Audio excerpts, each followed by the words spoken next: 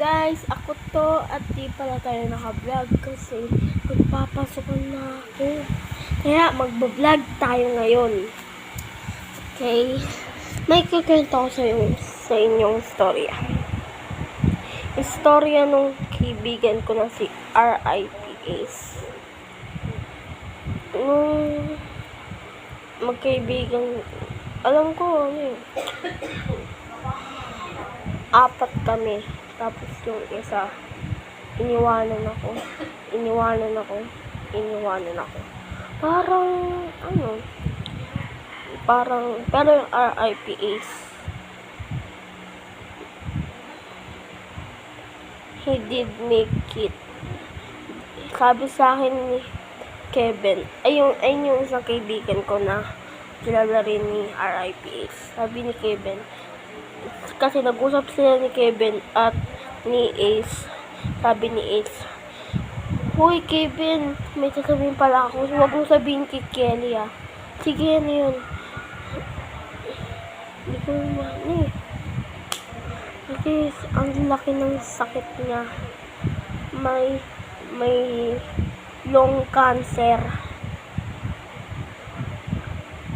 Tapos, sabi ni Kevin, "Ha? Ba't di mo sinabi agad kay Kelly at sa akin?" Kasi baka baka kasi magalit, baka kasi bigla kayo malungkot.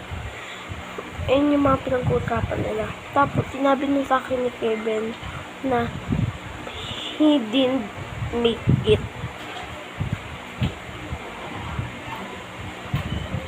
Ang meaning ng he didn't make it, he is die.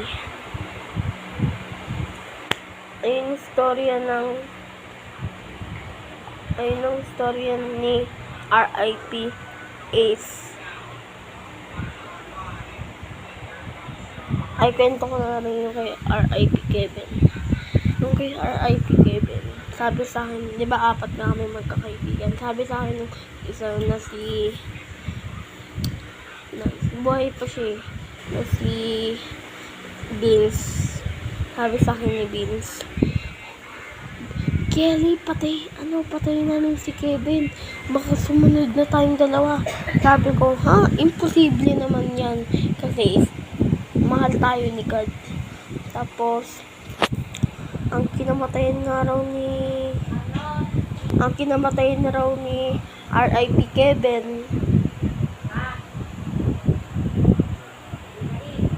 dengue. Ang meaning ng dengue, pag kinagat ka ng masama,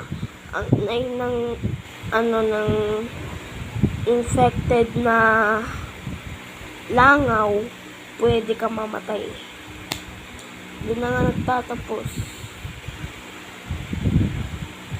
Condolence.